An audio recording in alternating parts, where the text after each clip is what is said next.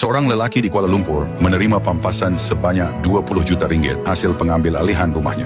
Namun dia tidak membeli rumah atau kereta mewah, sebaliknya memilih untuk tinggal jangka panjang di Hotel 5 Bintang. Kadar bilik RM600 semalam, kira-kira RM15,000 sebulan.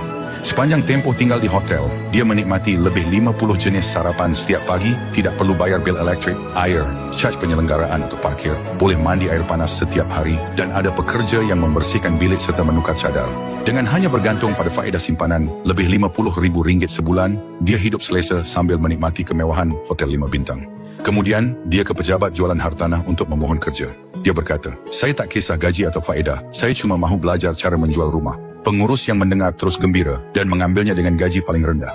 Rakan sekerja di belakang ketawa menganggap dia bodoh. Namun, sebulan kemudian, dia membeli sebuah unit kondominium di lokasi dan tingkat terbaik proyek itu menerima komisen RM200,000 lalu terus berhenti kerja. Rakan sekerja dan pengurus semua terkejut. Beberapa bulan kemudian, harga rumah naik mendadak, dia menjualnya dan untung lagi RM200,000. Tidak berhenti di situ, dia memohon pula sebagai juru jual di bilik pameran Ferrari. Suatu hari, seorang wanita kaya datang melihat beberapa kereta, kemudian menunjuk ke arah Ferrari paling mahal dan bertanya, "Kereta ini berapa harga?" Dia menjawab, "Sekitar RM5 juta." Wanita itu terus mengangguk setuju membeli, tetapi sebelum membuat bayaran, dia bertanya, "Saya buat keputusan ini terlalu cepat ke?" Jika orang lain, pasti sukar menjawab. Kalau kata tidak cepat, nampak seperti memuji.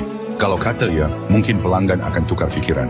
Namun lelaki itu hanya tersenyum dan berkata, "Puan, bila Puan pandu kereta ini di jalan raya, semua orang akan mahu tergesa-gesa seperti Puan. Cuma Puan seorang saja yang mampu membayarnya, yang lain hanya mampu mengagumi."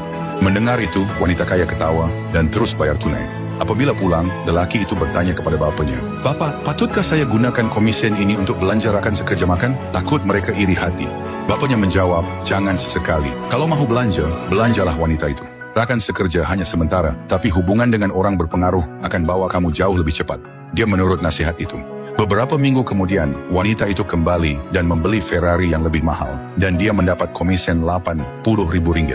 Dia bertanya lagi, "Kali ini patutkah saya jemput dia makan malam?" Bapaknya menggeleng, "Tak perlu, hadiahkan dia angpau RM60,000. Dia terkejut, "Banyak sangat ayah," tapi tetap menurut. Beberapa hari kemudian, wanita itu datang semula bersama dua rakannya dan ketiga-tiganya membeli kereta. Dia memperoleh komisen RM160,000. Ketika itu dia benar-benar faham maksud nasihat bapaknya. Sejak hari itu, setiap kali wanita itu membawa rakan baharu datang membeli kereta, dia akan memberi semula separuh komisen sebagai tanda terima kasih dan sentiasa menyediakan hadiah kecil sebelum mereka pulang. Tidak sampai setahun, dia telah memperoleh lebih RM2 juta dan syarikat menghadiahkannya sebuah kereta sport atas prestasi cemerlang. Pada hari memandu pulang kereta barunya, dia bertanya kepada bapaknya, "Ayah memang hebat, kenapa semua yang ayah kata selalu betul?"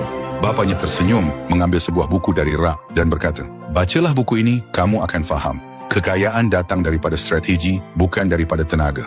Keuntungan datang daripada situasi, bukan sekadar daripada barangan. Tanpa strategi yang bijak, mana mungkin membina kekayaan besar. Yang paling berkuasa di dunia ini bukan wang, bukan juga kuasa, tetapi cara berfikir. Jika Anda selalu rasa diri terlalu jujur, tidak pandai mengatur strategi, atau tidak tahu menyelesaikan masalah dengan bijak, saya sarankan, walaupun terpaksa berjaga malam, bacalah buku Dari Hutang ke Kaya. Selepas membacanya, Anda akan berpeluh dingin kerana sedar selama ini Anda hanya bekerja keras dengan semangat, tetapi tanpa strategi dan pengalaman. Bukan kerana Anda bodoh, tetapi kerana Anda belum belajar kebijaksanaan daripada orang yang lebih dahulu.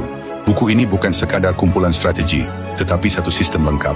Ia mengajar pelbagai cara dan teknik, bagaimana keluar dari jalan buntu, meluaskan pemikiran, mengatasi cabaran, melihat sesuatu dari sudut berbeza untuk mencari jalan pintas, dan menggunakan langkah bijak untuk capai matlamat. Buku ini juga melatih Anda supaya tahu, mengira dengan teliti, menang tanpa perlu riuh. Keseluruhannya penuh dengan kemahiran berurusan dan strategi hidup dalam masyarakat.